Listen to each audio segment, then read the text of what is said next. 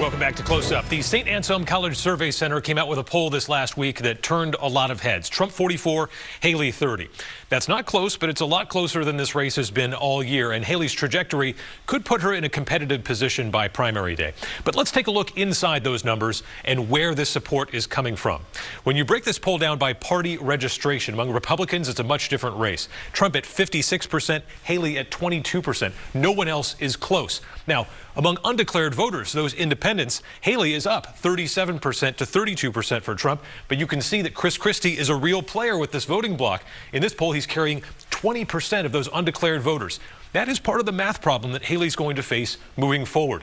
Trump does very well with that pure Republican base, and she's doing well with the independents. But to keep growing her support, she's going to need more people, and right now, a lot of those independents are obviously with Chris Christie.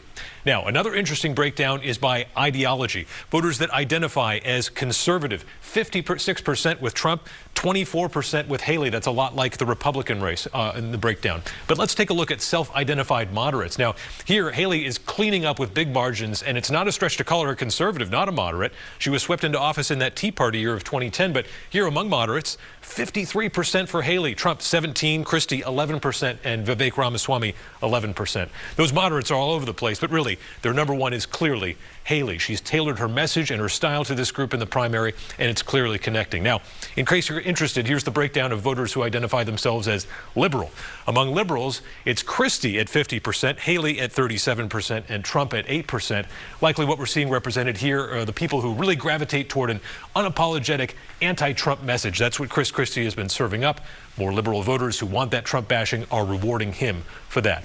Now, one other interesting note, something that might blow up some assumptions people have about voters and why they might support certain candidates. Nikki Haley, a woman, is losing the women's vote in a big way to former President Donald Trump. Among women, 48% are likely to vote for Trump, Haley at 23%, Christie at 17%. So those who might think this is a woman drawing in women voters in this race, not at all. Bottom line, this race appears to be tightening, and it's going to be very interesting to watch as we head into the final weeks of the primary. That wraps up this edition of Close Up New Hampshire. Thanks for watching. Make sure to check out the politics page on our website and mobile app for more in-depth analysis and to sign up for our weekly newsletter. We'll be back next week. Have a great Sunday and Merry Christmas.